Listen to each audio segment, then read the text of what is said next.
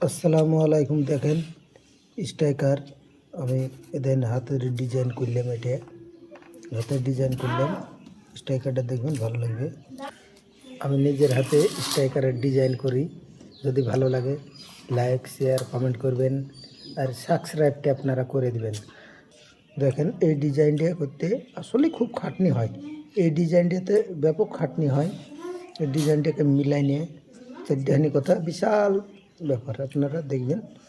এটা হচ্ছে পাঞ্জাব মেটাল, এই স্ট্রাইকারটা এটা হচ্ছে 7-8 mm স্ট্রাইকার। এটি স্ট্রাইকারটা 8 mm 2 mm কম আছে। স্ট্রাইকারটা কিন্তু দূরত্ব চলেই, ব্যাপক চলবে, খুব ভালো স্ট্রাইক।